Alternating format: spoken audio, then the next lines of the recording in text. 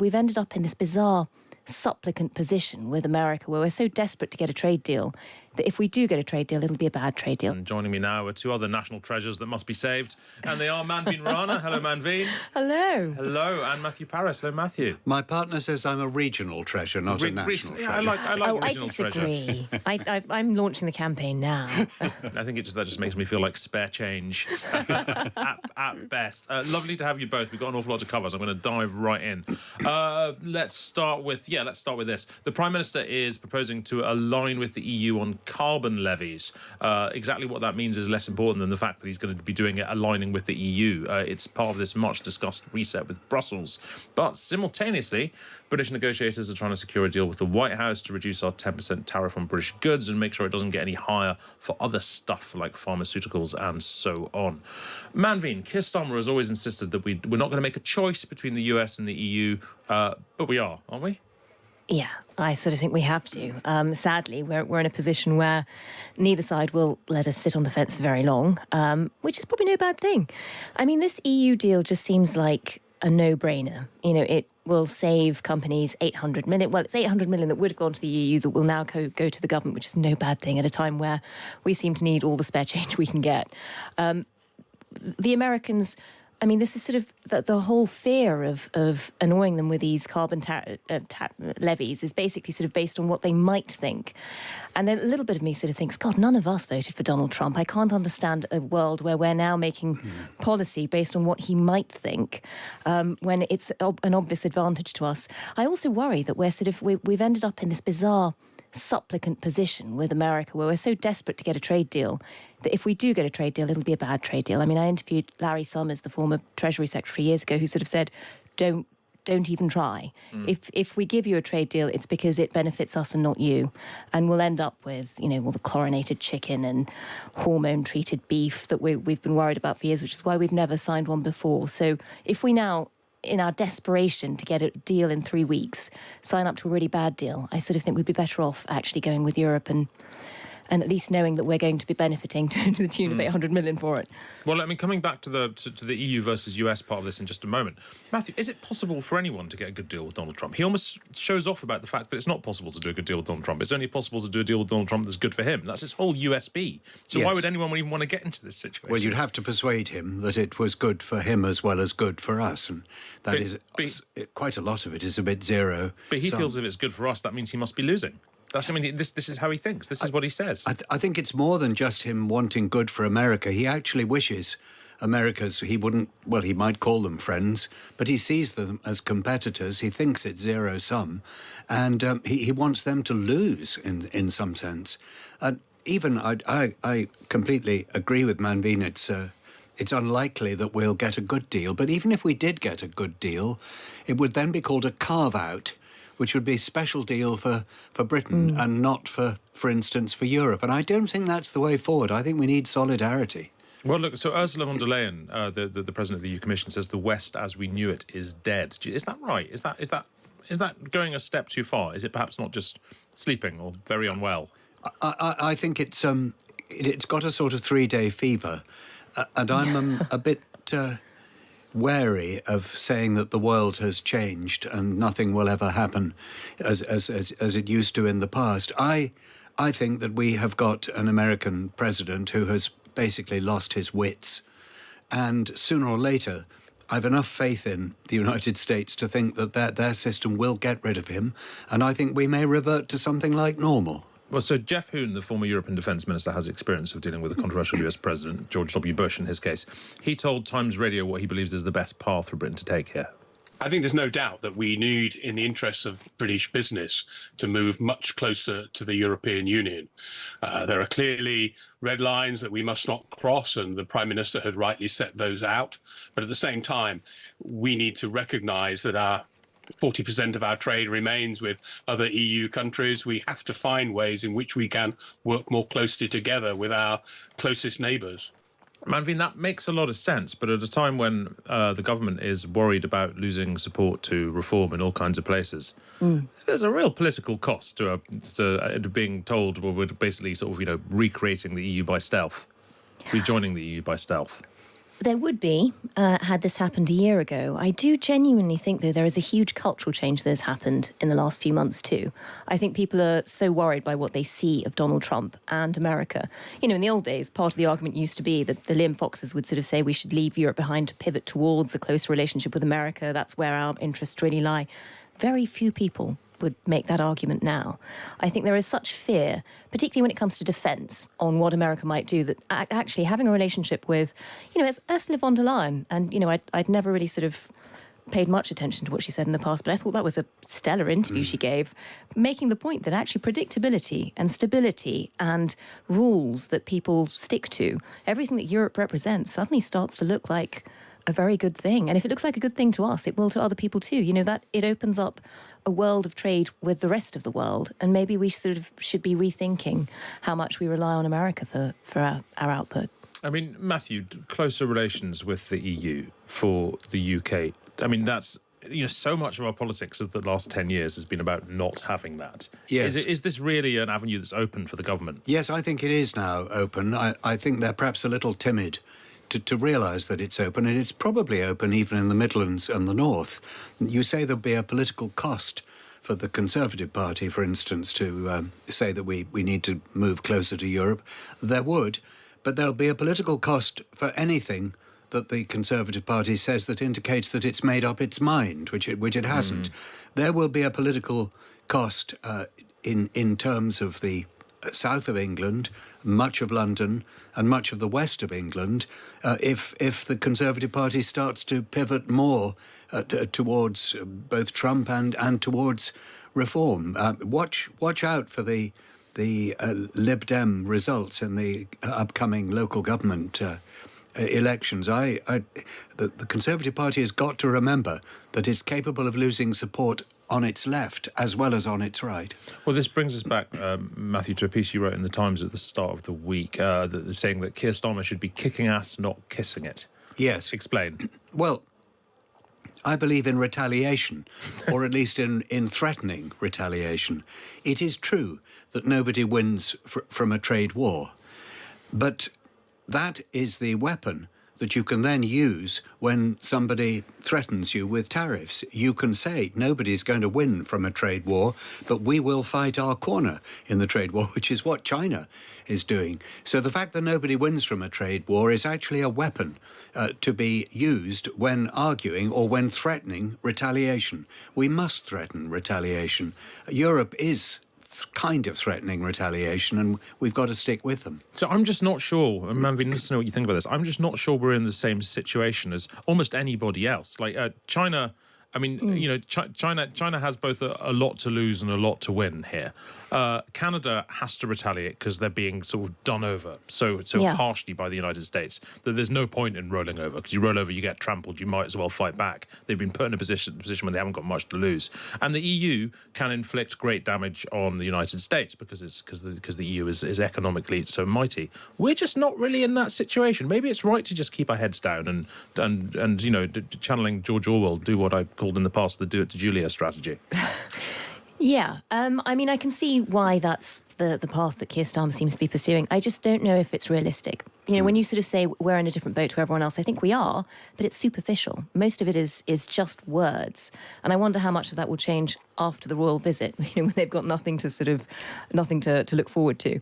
At the moment, we're told we have a special relationship. We have closer reciprocal relations than the rest of Europe. What has it actually got us? You know, the 10% tariffs were far higher than they would have been if they'd actually just calculated using their formula, because we have a much more balanced trade relationship with America than anyone else, and yet we still got 10% tariffs. Russia didn't, and it wasn't because of sanctions. Russia did have trade with America over the last year.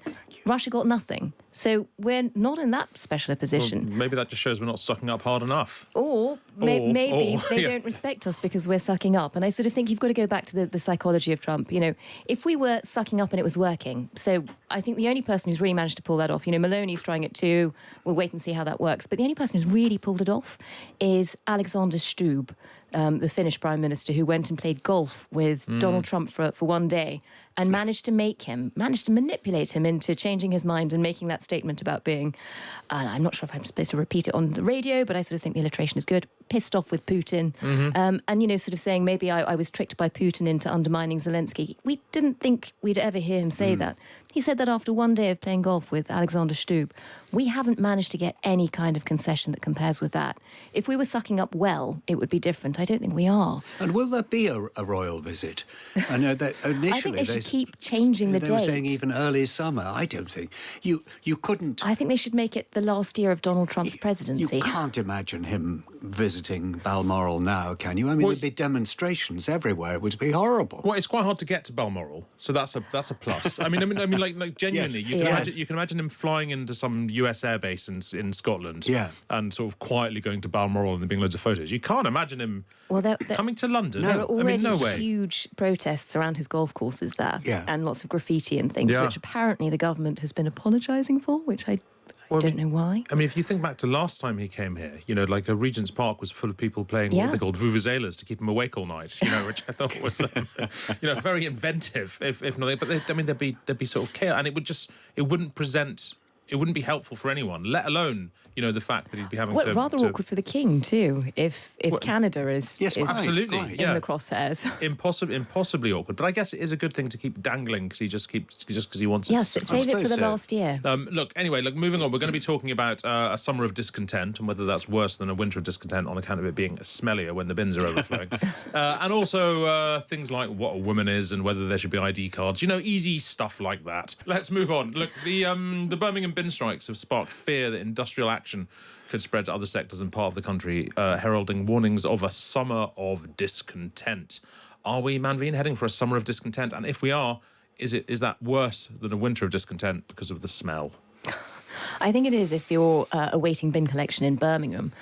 In other ways, though, at least it'll be warm. The winter of discontent sounded utterly bleak for obvious reasons.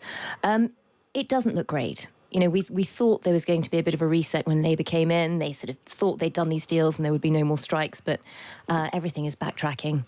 People are feeling the pinch. A lot of people, even with an increase, are actually having, in real terms, pay cuts. And that's the real problem. It's when people feel their lifestyles deteriorating, even though they're working harder than ever. That's when it becomes really hard to tell people to carry on as normal. I think we are going to have a big national conversation there, and it's partly because the world is so mad, where we just accept that actually, the economy will have to suffer for a while. We've got tariffs on the one hand. We're promising not to raise taxes. I think that's highly unlikely now. We're going to have a bit of realism. I think the pass was sold right at the beginning of this government when they settled with the railway union. Was it ASLEF or RMT? I can't remember. And they settled with the junior doctors. And it looked a bit like a rollover. And I think a lot of trade unions will have got the impression right. We'll have a bit of that too. And I think it's very dangerous, particularly for a Labour government, because at least to people of a certain age, the association between the Labour Party and trade unions, and trade unions do still help fund the Labour Party, is quite strong in the back of minds. And people will start saying, oh, it's their union paymasters. And it's one of the Labour Party's weaknesses, one of their dangers in terms of how we see them, I think. The trouble, though, Manveen, with saying we've just got to tighten our belts a bit, it's very easy for the three of us to say that because we're paid reasonably well. But whenever I write in the Times, people must accept that they're going to lose this freebie or that freebie, or the triple lock on pensions has to go. You get really angry people saying, "Well, bully for you," and it's quite difficult in journalism to know how to handle that. I can understand that. I do think if you're a teacher, junior doctors, all the people who. Bin men, all the people who are sort of threatening strike action or are already on it, they are feeling their lifestyles get worse. They are feeling that it's harder to pay their bills.